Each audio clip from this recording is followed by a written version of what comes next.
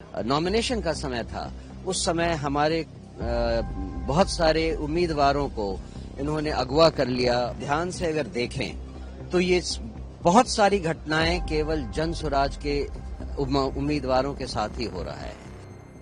ध्यान से अगर देखें तो ये बहुत सारी घटनाएं केवल जन स्वराज के उम्मीदवारों के साथ ही हो रहा है। सबसे पहले जब नॉमिनेशन का समय था, उस समय हमारे बहुत सारे उम्मीदवारों को इन्होंने अगवा कर लिया और उसे नॉमिनेशन करने नहीं दिया। फिर जब नॉमिनेशन हो गया तो हमारे बहुत सारे उम्मीदवारों को गृह मंत्री और शिक्षा मंत्री उनके घर पे जाकर उनको बिठाकर उनका नॉमिनेशन वापस लेने के लिए फोर्स किया।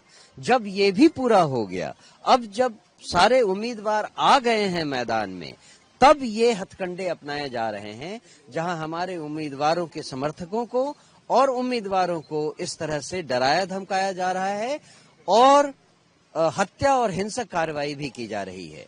आपको यहां मैं बता दूं कि जिनकी हत्या हुई है वो आधिकारिक तौर पर हमारे कार्यकर्ता नहीं थे, लेकिन आधिकारिक तौर पर जो हमारे उम्मीदवार थे उनके वो क्लोज रिलेटिव थे, उनके चाचा जी थे और उस हिसाब से वो हमारे समर्थक हुए। लेकिन उनकी हत्या करके समाज में ये बात बताई जा रही है कि बाहुबली अभी भी एक फैक्टर हैं। लेकिन बिहार की जनता को अब यही मौका मिला है ये साफ साफ देखने का कि बाहुबलियों के टक्कर में एक तीसरा एक ऐसा शिक्षित काबिल उम्मीदवार खड़ा था जो कि जनता का सही उम्मीदवार बन सकता था। लेकिन उसे डरा धमका कर ये प्रयास किया जा रहा है कि जंगल राज को फिर से वापस लाया जाए। प्रधानमंत्री बिहार आकर कहते हैं कि जंगल राज को हटाइए। अब उनसे कोई ये तो पूछे कि जंगल राज वो तो हट गया, लेकिन ये जो जंगल राज 2 है जो ऑलरेडी बिहार में है उसमें वो भागीदार रहे हैं। 17 साल से वो इसमें भागीदार रहे हैं। इसकी जिम्मेदारी किसकी है? ये जो जंगल राज 2 है वो जंगल राज 1 से भी भयानक हो गया है। क्या चीज बदला है ये तो कुछ समझ में नहीं आ रहा। बिहार की जनता भी अब समझ रही है कि प्रधानमंत्री बड़े से मंच से चाहे कुछ भी कह दें, बिहार में हालत और लोगों की हालत में एक रत्ती सुधार नहीं हुआ है।